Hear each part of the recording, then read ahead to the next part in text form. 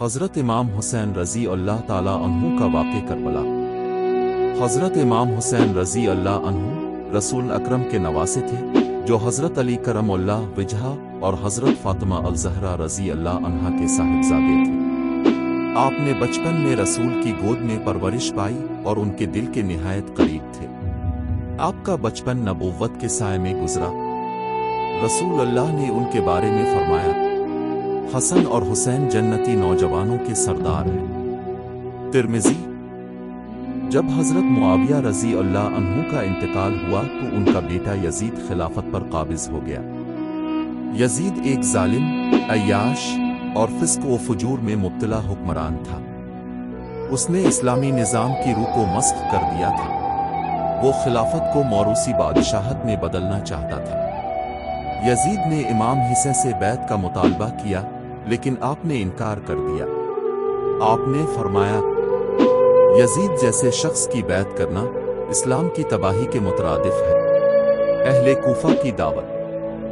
کوفہ کے مسلمانوں نے جب امام حسین کا انکار سنا تو انہوں نے آپ کو خط لکھ کر دعوت دی کہ ہم یزید کی بیعت سے انکاری ہیں، اب ہمارے امام بنے۔ کوفہ سے ہزاروں خطوط امام حسین کے پاس مدینہ پہنچے۔ آپ نے حالات کا جائزہ لینے کے لیے حضرت مسلم بن عقل کو کوفہ بھیجا۔ مسلم بن عقل کوفہ پہنچے تو کوفہ والوں نے بڑی گرمجوشی سے ان کا استقبال کیا اور ہزاروں افراد نے امام حسین کی نمائندگی میں ان سے بیعت کی۔ جب یہ خبر یزید کو ملی تو اس نے کوفہ کا گورنر ابن زیاد مقرر کیا، جس نے بہت سختی کی۔ بالآخر حضرت مسلم بن عقل کو شہید کر دیا گیا اور اہل کوفہ خوف کی وجہ سے امام حسین کا ساتھ چھوڑ بیٹھے۔ امام حسین کا سفر کربلا۔ مسلم بن عقل کی شہادت کی خبر امام حسین کو راستے میں ملی، مگر آپ نے اللہ پر بھروسہ کرتے ہوئے سفر جاری رکھا۔ آپ نے اہل بیت، بچوں، خواتین اور قریبی ساتھیوں کے ساتھ کوفہ کا رخ کیا۔ راستے میں حر بن یزید نے یزید کی فوج کے ساتھ آپ کا راستہ روکا، مگر آپ نے فرمایا، میں جنگ نہیں چاہتا، مجھے واپس جانے دو یا کسی سرحد پر جانے دو۔ لیکن حر اور دیگر سپاہیوں نے آپ کو کربلا کے میدان میں روک لیا۔ دان کربلا۔ محرم 61 ہجری کو امام حسین کربلا پہنچے۔ یزیدی فوج نے ان کا محاصرہ کر لیا اور 7 محرم کو پانی بند کر دیا۔ وہاں سخت گرمی اور پیاس تھی، بچوں کے ہونٹ خشک ہو گئے، مگر امام حسین نے صبر کا دامن ہاتھ سے نہ چھوڑا۔ حضرت عباس پانی لینے گئے، مگر شہید کر دیے گئے۔ بچے پیاس سے تڑپ رہے تھے۔ امام حسین نے یزیدی لشکر سے کئی بار بات چیت کی، مگر وہ صرف بیعت چاہتے تھے۔ 10 محرم یوم عاشور۔ 10 محرم الحرام کا دن آیا۔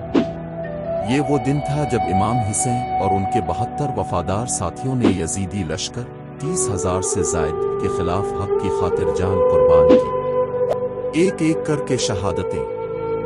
حضرت علی اکبر امام حسین کے جوان بیٹے سب سے پہلے شہید ہوئے۔ حضرت قاسم بھتیجے نے شہادت کا جام پیا۔ حضرت عباس نے نہایت جواں مردی سے لڑائی کی، مگر نہن فرات سے پانی لاتے ہوئے شہید کر دیے گئے۔ امام حسین کا چھوٹا بیٹا علی اصغر صرف 6 ماہ کا بچہ تھا، جو پیاس سے تڑپ رہا تھا۔